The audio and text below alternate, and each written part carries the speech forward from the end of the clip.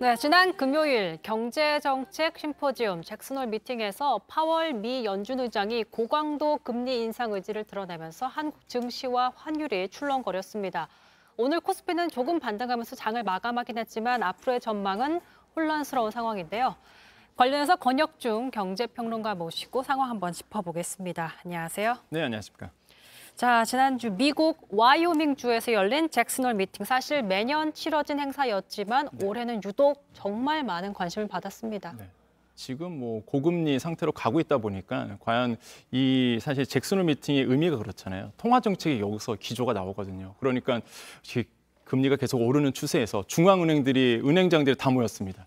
여기서 무슨 얘기가 나올까? 시장의 예상을 일단은 매파적인 발언이 나오긴 나올 텐데 어느 정도 세게 나올까가 사실 시장에선 관심이 있었거든요. 근데 막상 이 잭슨홀 미팅이 열리고 나서 너무 센 발언이 나오다 보니까 뭐 주가라든지 뭐 채권 금리도 가장 또 상승이 되고 주가는 떨어지게 되고 이러면서 막 시장에서의 뭐 블랙 프라이데이다, 블랙 먼데이다 이런 얘기가 나올 정도로 자산 시장이 굉장히 좀 흔들렸던 이런 연출이 됐었죠. 네. 그래서 실제 이제 잭슨홀 미팅이 그런 의미를 가지고 있습니다. 전 세계 중앙은행들, 은행장들 모이죠, 경제학자 모이죠.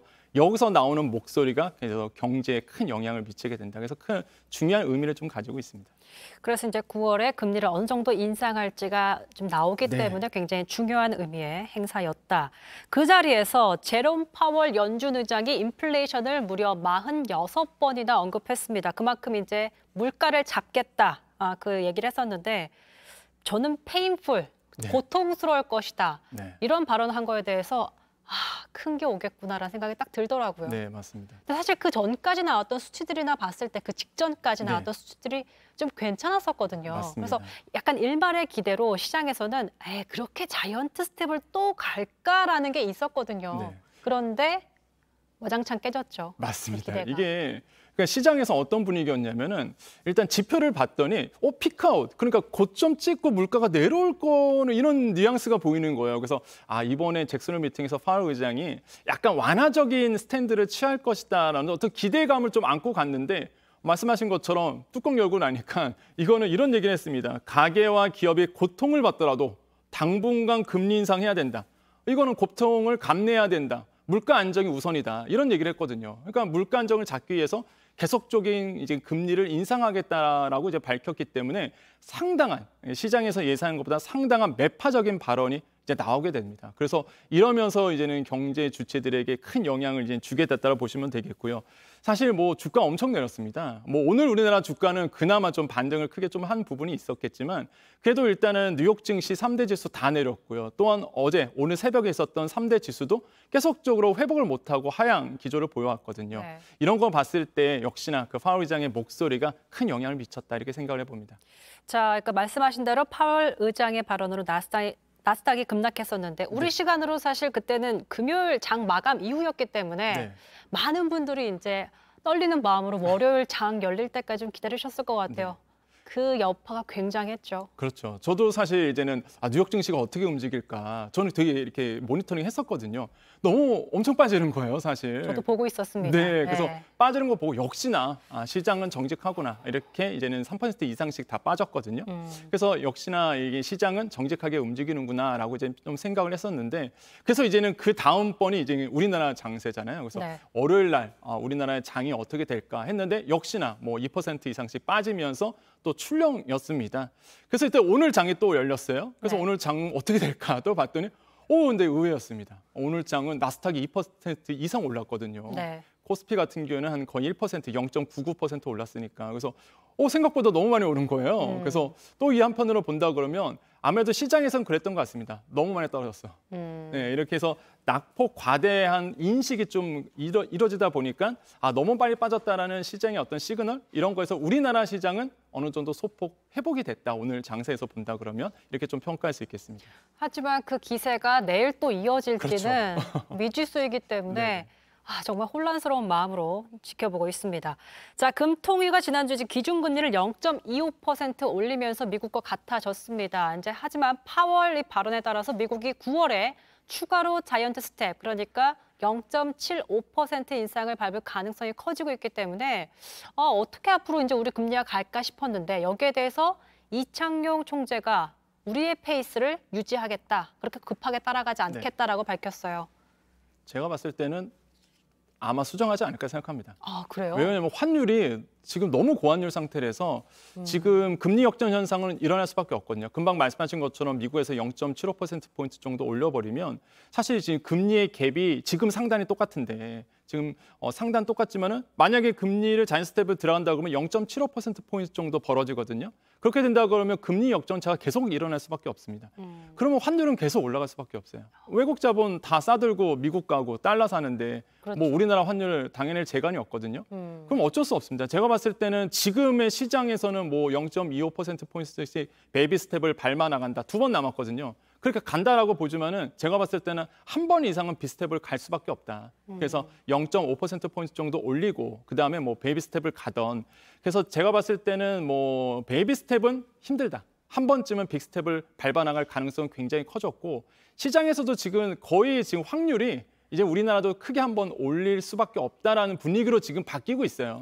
그래서 지금 뭐 베이비 스텝 2번 얘기는 옛날 얘기고, 그러니까 연준에서 있었던 얘기를 모니터링해서 하는 총재가 얘기했던 거고 잭슨홀 미팅 이후에 분위기가 완전히 반전됐기 때문에 제가 봤을 때는 한 번은 크게 올릴 가능성은 크고 그렇게 되면은 아무래도 채권 금리도 따라 올리게 되고요. 채권 금리 오르게 되면 일단 5년물 같은 경우에 오르게 된다 그러면 고정 금리 같이 오르거든요.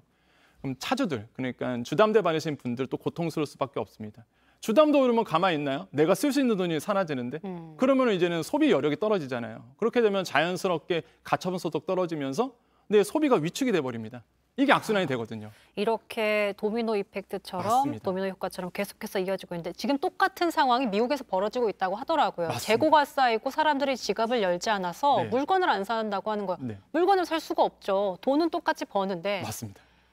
다 이자를 갚아야 되니까 네. 뭐 다른 데 지출을 못 하는 거잖아요. 이게 더 문제가 되는 게 소비를 안 하잖아요. 네. 그럼 공장에서 찍어낼 이유가 없어요, 물건을. 없죠. 예. 그러면은 공장에서 물건 안 만드는 애잖아요.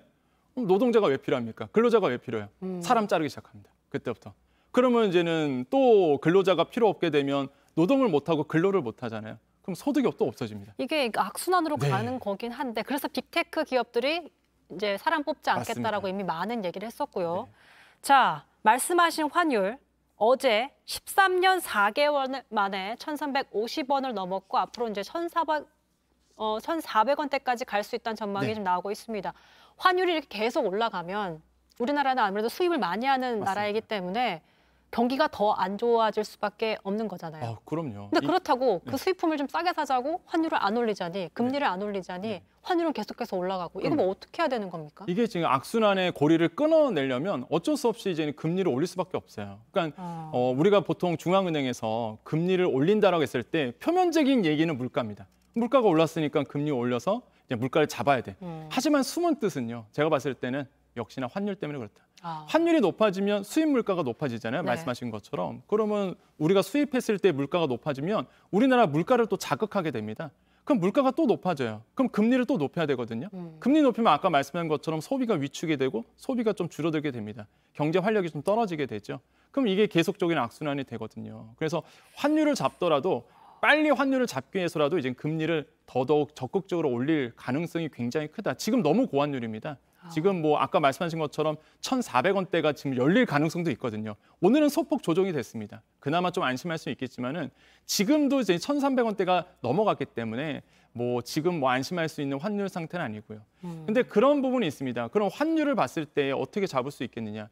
지금 시장에서는 이게 뭐 투기 세력 때문에 환율이 오른 건 아니고요. 일단은 워낙 달러가 강세입니다. 뭐 지금은 투자자들이 달러밖에 안 사요. 그러니까 워낙 달러가 강세다 보니까 뭐 원화 약세, 뭐 위안화 약세, 뭐 유로화도 다 가치가 절하된 부분이거든요. 가치가 다 떨어진 상태입니다. 그래서 우리나라뿐만이 아니라 전 세계 나라가 다 그런데 일단 그럼에도 불구하고 우리나라 입장에서는 수입 물가가 너무 높아지다 보니까 이런 것들을 좀 우려스럽게 생각하고 있다고 생각을 해봅니다. 자, 그렇다면 당분간 이제 달러 강세가 이어질 것 같은데 네. 현재 상황으로서는 원화 하락세를 반전시킬 카드가 없어 보입니다. 전 세계적인 네. 추세이기 때문에.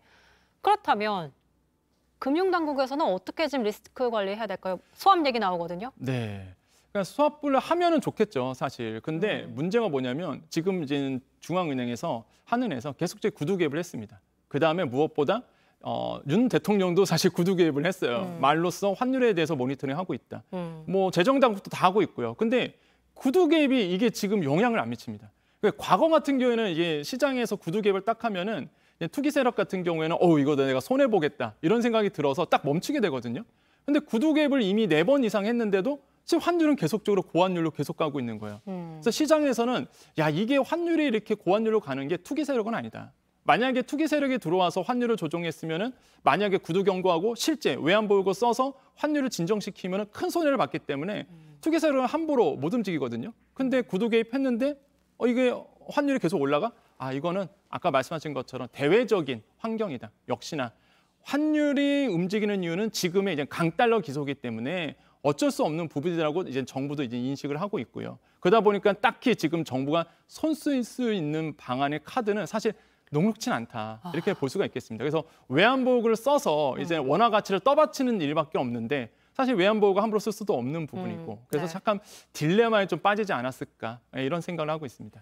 네, 저희가 사실 좀 속 시원한 얘기를 하고 싶은데 혼란스러운 얘기만 좀 잔뜩 나눈 것 같아서 마음이 좀 무겁긴 합니다. 알겠습니다. 지금까지 권혁중 경제평론가와 함께했습니다. 고맙습니다. 네, 감사합니다.